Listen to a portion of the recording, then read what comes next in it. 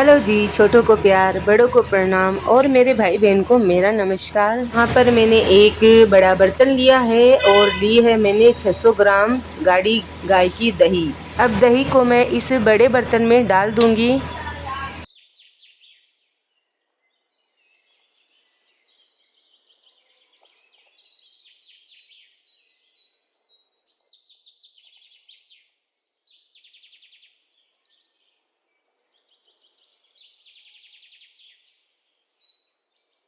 अब ले लिया है मैंने बेसन में 1.5 चम्मच डालूंगी, एक और आधा। ये बड़ा चम्मच है तो मैं एक बड़ा चम्मच, उसके बाद में इसी चम्मच को आधा करके डाल दूंगी बेसन। अब इसमें मैं डाल दूंगी आधा लोटा पानी, और पहले भी मैंने उस बर्तन को खंगोल कर आधा लोटा पानी डाला था, तो कुल टोटल 1 लोटा हो गया है। 600 ग्राम दही में मैं केवल 1 गिलास या 1.5 गिलास ही पानी डालती हूँ। अगर आपको कढ़ी थोड़ी सी पतली चाहिए तो आप इसमें थोड़ा पानी और मिला सकते हो। अब इसको अच्छे से बिलोने से हम फेंट लेंगे।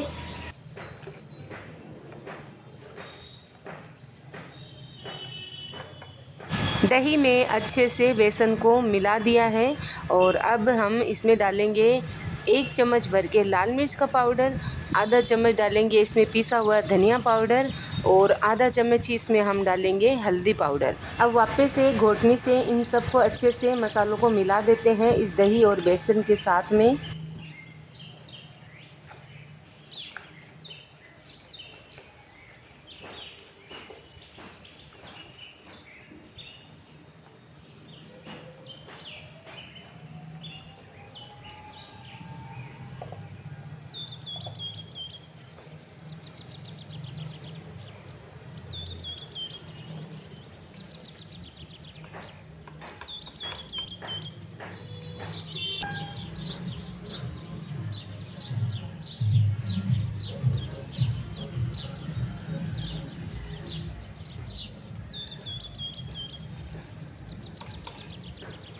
तो मैंने दही में सभी चीज़ों को अच्छे से मिक्स कर लिया है और अब चलते हैं और बनाते हैं।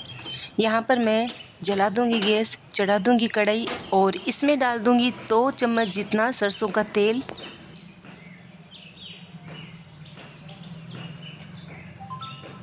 सरसों का तेल अच्छे से थोड़ा धुआं उठने लगे तब इसमें डाल देंगे 1 चम्मच राई, आधा चम्मच जीरा और 3 से 4 लहसुन की कलियां छोटी करी हुई। अब डाल दूंगी इसमें आधा चम्मच जितना मेथी दाना,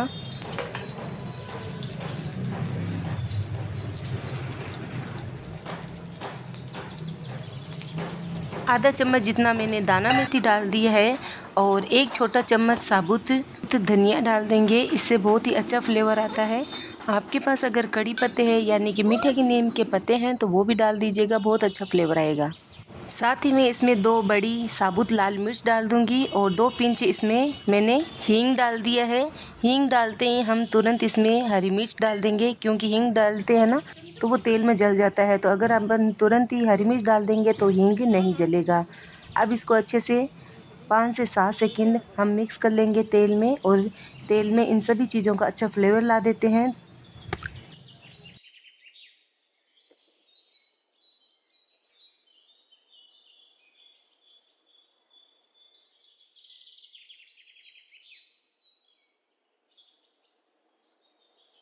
5 से 7 मिनट हो चुके हैं, अच्छा फ्लेवर आ चुका है सभी चीज़ों का तेल में। अब इसमें हम बेसन और दही का हमने घोल बनाया था वो पूरा घोल डाल देंगे।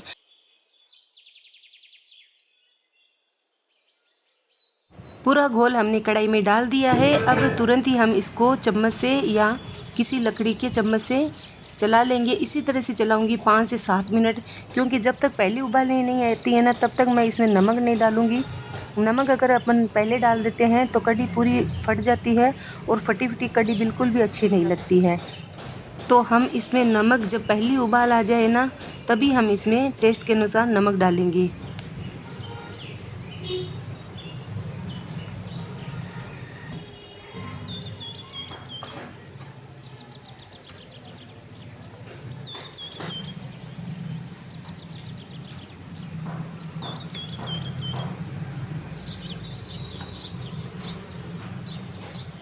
कढ़ी को चलाते हुए 5 से 7 मिनट हो चुके हैं। अब इसमें अच्छे से उबाल आ चुका है, तो अब इसमें हम टेस्ट के अनुसार नमक डाल देंगे। कढ़ी में कभी भी नमक ज़्यादा मत डालीजिएगा, क्योंकि कढ़ी में नमक ज़्यादा डालने से कढ़ी का टेस्ट बिल्कुल भी अच्छा नहीं आता है, कड़वा आता है। अगर आप टेस्ट के अनुसार मतलब कम ही डालो तो चलेगा, लेकिन अगर ज़्यादा डाल दिया तो कढ़ी अपनी अच्छी नहीं होगी। तो मैंने इसमें टेस्ट के अनुसार नमक डाल दिया है। अब इसके ऊपर मैं इस चम्मच को इस तरह से रख दूँगी और ढक्कन को थोड़ा सा तिरछा लगाऊंगी, ताकि ये जब पके तो बाहर नहीं आए। मैंने तिरछा लगा दिया है ढक्कन इस तरह से। हम इसको कम से कम 18 से 20 मिनट इसी तरह से बनाएंगे, क्योंकि एक कढ़ी को कुल टोटल 25 से 26 मिनट लगते हैं बनने में। जब तक मेरी ये कढ़ी बन रही है ना, तब तक यहाँ पर दूसरी साइड में मैंने चावल भी चढ़ा दिए हैं। और अभी अभी मेरे हस्बैंड हरा धनिया और पालक लेकर आए हैं। तो जब तक कढ़ी और चावल बन रहे हैं तब तक हरा धनिया और पालक साफ़ कर लेते हैं इस तरह से। अब मैं पालक साफ़ कर रही हूँ। ये दोनों ही अभी ताज़ा के ही तोड़े हुए हैं और ये दोनों ही ताज़े। आप बहुत सारे लोग बोलते हो ना कि आपकी हरी सब्जियाँ ताज़ा क्यों होती है, क्योंकि मेरे हस्बैंड जब सुबह सुबह सब्ज़ी मंडी जाते हैं ये सब्जियाँ ताज़ा ही लेकर आते हैं। पड़ी हुई सब्ज़ी शाम तक की बहुत कम खाते हैं हम लोग। जो ताज़ा सब्ज़ी होती है ना वो सुबह ही लाकर बना लेते हैं। इस वजह से हमारे घर पर हरी सब्जियाँ ताज़ा ही बनती है और ये दिखने में भी बहुत अच्छी हरी सब्जियाँ दिखती है। तो पालक के बड़े डंठल है उनको तोड़ लूँगी और जो बड़े डंठल नहीं है उनको ऐसे ही रहने दूँगी। यहाँ पर मैं हरा धनिया धो रही हूँ, क्योंकि आप सब कहते हो आप सब्जियों को क्यों नहीं धोते हो। मैं जब धोकर नहीं दिखाती हूँ ना आपको, तो आप सोचते हो मैं सब्जियाँ नहीं धोती हूँ। बाकी मैं सब्जियाँ हमेशा धोती हूँ, 3 से 4 पानी से हमेशा धोती हूँ। ऐसा कभी नहीं हुआ कि हम बिना धोए सब्ज़ी कभी भी बना लें, क्योंकि इतनी मिट्टी आती है। कौन इतनी मिट्टी खा सकता है, आप ही बताओ। सब्जियां में कोई नहीं खा सकता है। तो कम से कम मैं 3 से 4 पानी से इनको ज़रूर धोती हूँ। और आज मैं आपको वापस से धोकर दिखा रही हूँ। 2 पानी से तो आपके सामने धोकर दिखाऊंगी और 2 पानी से मैं वहाँ टुंटी के नीचे धोऊंगी।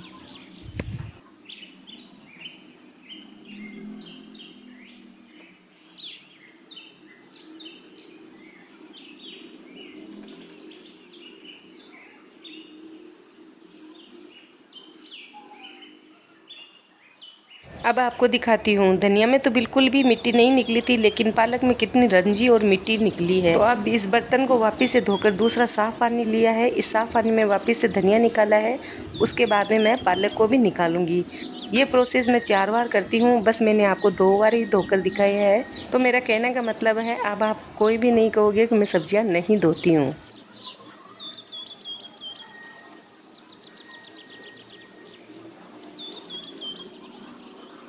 पालक और हरा धनिया को धोने के बाद में इन दोनों को मैं बारीक कट कर लूँगी। तो पहले मैंने हरे धनिया को बारीक कट किया है।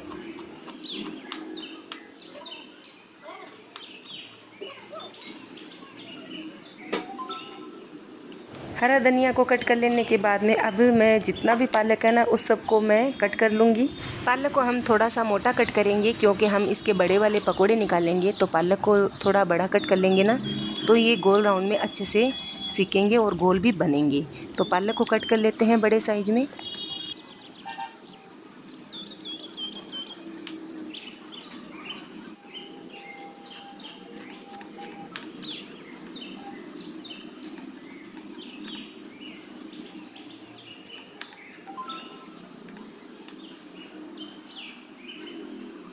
हरे धनिए को मैंने एक कटोरी में रख दिया है और ये पालक जो है ये बड़े बर्तन में रख दूँ। ये जो बड़ा बर्तन इसमें मैंने पालक धोया था, इसको मैं धोकर पोंछ कर साफ़ करके ले रही हूँ, ठीक है। तो ये पालक इसमें मैंने डाल दिया है कटा हुआ।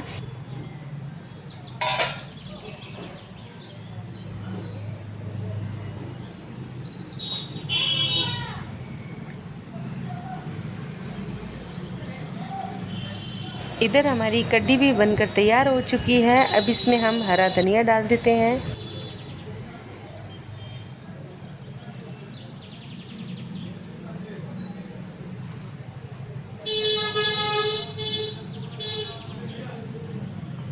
कढ़ी हमारी पूरी बनकर तैयार हो चुकी है। अब गैस को बंद कर देंगे और इसके ऊपर हम ढक्कन लगाकर कढ़ाई को नीचे उतार देंगे। अब यहाँ पर वापस से जला दूंगी गैस से और चढ़ा दूंगी कढ़ाई। इसमें मैंने तेल पहले से ही डाल दिया, ये सरसों का तेल। इधर हमारे चावल भी बनकर तैयार हो चुके हैं।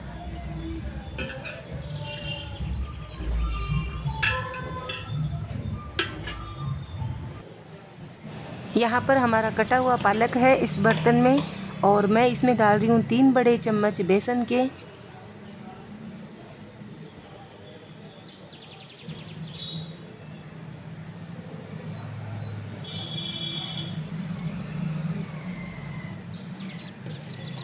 तीन बड़े चम्मच बेसन डाल देने के बाद में मैं इसमें डाल रही हूँ हरा धनिया कटा हुआ, और साथ ही मैं डाल दूँगी इसमें टेस्ट के अनुसार नमक, पिसा हुआ धनिया पाउडर 1 चम्मच, 1 चम्मच ही लाल मिर्चों का पाउडर, 2 पिंच जितना हल्दी पाउडर इसमें थोड़ा सा ही डलेगा, थोड़ा ही मात्रा में, तो मैंने 2 पिंच जितना ही हल्दी पाउडर डाल दिया है। अब इसमें डाल दूँगी मैं अजवाइन 1 छोटा चम्मच, हाथों से क्रश करके डाल देंगे।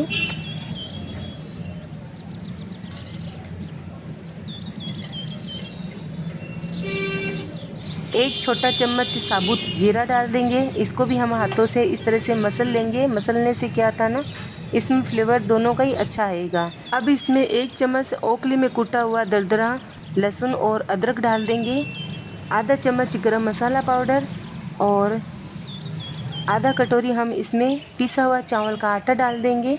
अगर आपके पास पिसा हुआ चावल का आटा नहीं हो तो आप साबुत चावल को तुरंत पीस कर डाल सकते हो इसमें। और साथ ही में इसमें हम गरम तेल डालेंगे 3 चम्मच खाने वाले।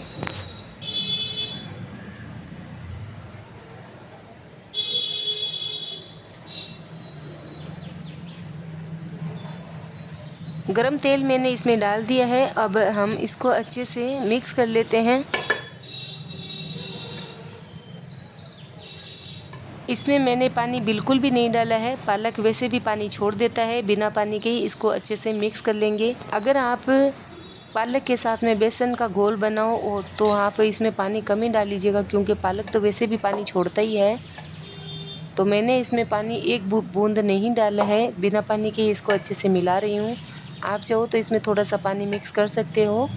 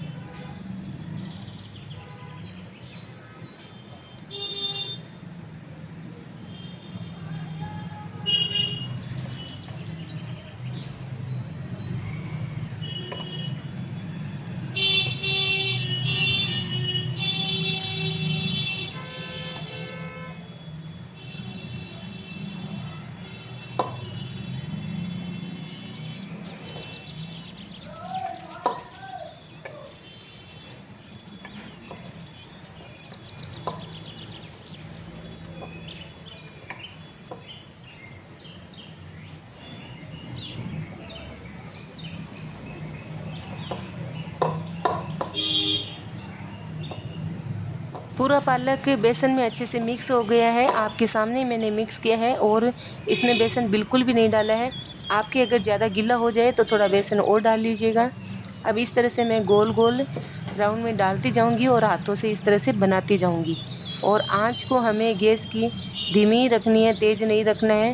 तेज़ रखने से बाहर से तो पक जाएंगे लेकिन अंदर से कच्चे रहेंगे और पकेंगे भी नहीं। अब मैं आपको सामने दिखा रही हूँ, इस तरह से मैंने हाथों में उठाया है और गोल गोल किया है, रखते जा रही हूँ एक एक करके। अगर आपके हाथों पर चिपके तो आप थोड़ा सा हाथों पर तेल लगा लीजिएगा, इससे क्या हाथों पर चिपकेंगे नहीं। अब इस तरह से एक एक करके मैं गोल गोल बनाकर रख रही हूँ, आराम से रख भी रही हूँ और साथ में बनाते भी जा रही हूँ। आप देख सकते हो, दोनों हाथों से भी आप इस तरह से बना सकते हो।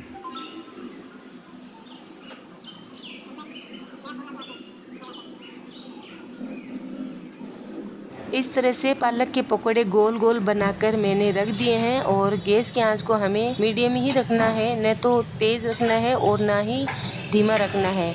मीडियम में ही मैं सेक रही हूँ इनको, क्योंकि हमें अच्छे से सिके हुए चाहिए, न कि कच्चे चाहिए। तो मैं इनको पलटते पलटते इस तरह से सेकती जाऊँगी धीमी आँच में। इनमें कम से कम आपको 5 से 7 मिनट लग जाएंगे सेकने में। अंदर तक सिकने से ही ये अच्छे लगेंगे, नहीं तो हमारे जो पकोड़े हैं पालक के, ये कच्चे रह जाएंगे। इनको आप पालक के कोफ्ते भी बोल सकते हो।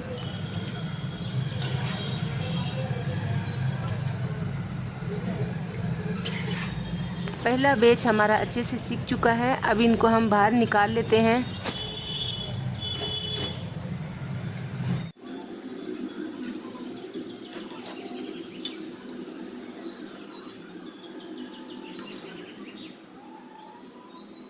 पहला बैच जो है हमारा बहुत शानदार कलर आया, बहुत ही अच्छा और करारे बने हैं। इनकी आवाज़ भी आ रही है।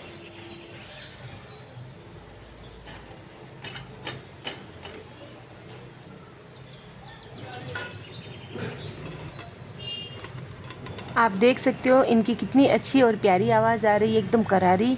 तो चलिए इसको हम साइड में रख देते हैं। दूसरा वाला बैच भी तैयार कर लेते हैं इसी तरह से सेक कर।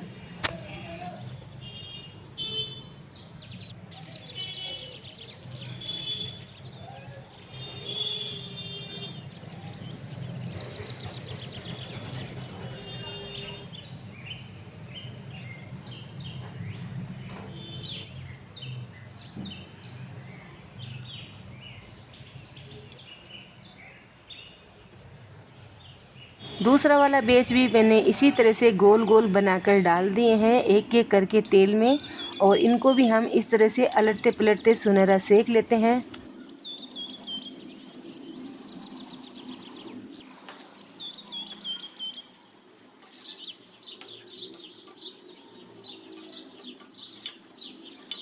दूसरा बैच हमारा अच्छे से सीख रहा है, तब तक हम जो हमने पहला बैच सेका था उसकी आवाज़ सुनाते हैं आपको। आप सुन सकते हो बाहर से कितनी करारी क्रंची आवाज़ आ रही है। और इधर हमारा दूसरा वाला बैच भी सीख चुका है, इनको भी हम निकाल लेते हैं।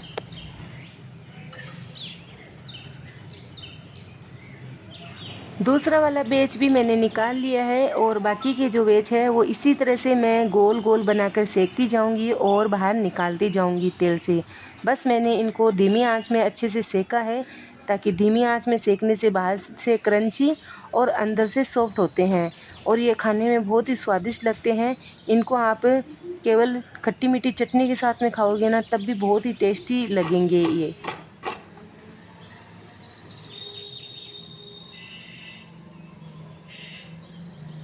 चलिए लास्ट बैच भी मैंने निकाल लिया है, और ये पूरे हमारे पालक और बेसन के पकोड़े बनकर तैयार हो गए हैं। इनको आप कढ़ी के साथ खाओ या फिर दही के साथ, ये सब के साथ में आपको अच्छे लगेंगे। अगर आप सफ़र में जा रहे हो तो इनको बनाकर लेकर जा सकते हो। तेल बिल्कुल भी नहीं सोखते हैं, और जब आप निकालोगे ना तब आपको लगेगा कि तेल बिल्कुल नहीं सोखते। अंदर आपको मैं तोड़ कर भी दिखा रही हूँ, बीच में से देख लो आप, बिल्कुल भी तेल नहीं है, बिल्कुल भी ऑयली नहीं है। ये तेल के कम होते हैं तो ये बहुत ज़्यादा अच्छे लगते हैं। बच्चों को तो बस ऐसे ही खाने में बहुत अच्छे लगते हैं। और आपको आवाज़ भी आ रही होगी इसकी करारी करारी। ये करारी आवाज़ बच्चों को बहुत ही ज़्यादा अच्छी लगती है। बच्चों को क्या, बड़ों को भी तो अच्छी लगती है। ये हमारे घर में अक्सर बनती रहती है। सर्दियों में ज़्यादा बनाते हैं हमारे घर पर पालक के पकौड़े। अभी पालक अच्छा आया हुआ था मार्केट में, तो मेरे हस्बैंड गए थे लाने के लिए, वो पालक लेकर आ गए थे। तो बच्चों को पालक आज नहीं खाना था, लेकिन मुझे कढ़ी के साथ में बच्चों को पालक भी खिलाना था। तो आज मैंने कढ़ी के साथ में पालक के पकोड़े बनाए हैं। अब इस कढ़ी के अंदर हम एक एक करके सभी पालक के पकोड़े डाल देंगे।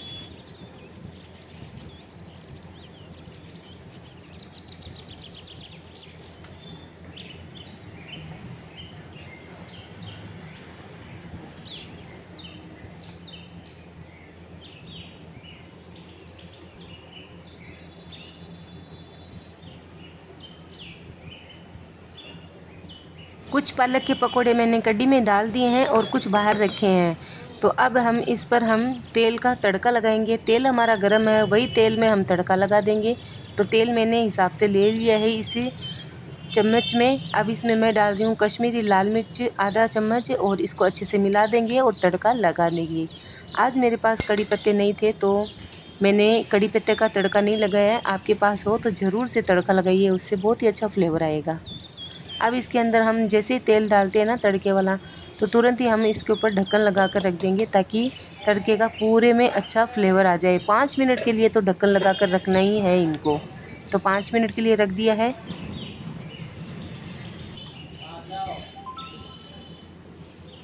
5 मिनट हो चुके हैं, और अब इसके ऊपर मैंने ढक्कन हटाने के बाद में इसमें डाल दूंगी मैं कटा हुआ खूब सारा हरा धनिया। इसके बिना तो कढ़ी बिल्कुल भी अधूरी है। तो हरा धनिया भी डाल दिया है ऊपर से। अब हम इसको एक बार मिला लेंगे और थाली में गरम गरम परोस देंगे।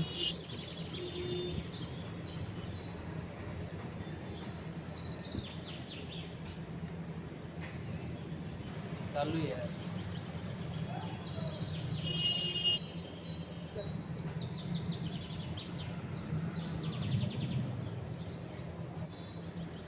कढ़ी के साथ मैंने गेहूं की रोटियां भी बनाई थी, उसका वीडियो मैंने नहीं डाला है इसमें। और ये हमारी पूरी थाली बनकर तैयार हो चुकी है। और जब आप इन पकोड़ों को खाओगे चावल के साथ, कढ़ी के साथ में, तो आपको बाहर से क्रंची और अंदर से सॉफ्ट लगेंगे। अब आपको मेरी वीडियो और खाना बनाने का तरीका दोनों ही पसंद आए तो आप भी अपनी फैमिली के लिए इस तरह का खाना बनाइए, खुद खाइए, उनको खिलाइए और इन्जॉय कीजिए। मिलते हैं अगले वीडियो में।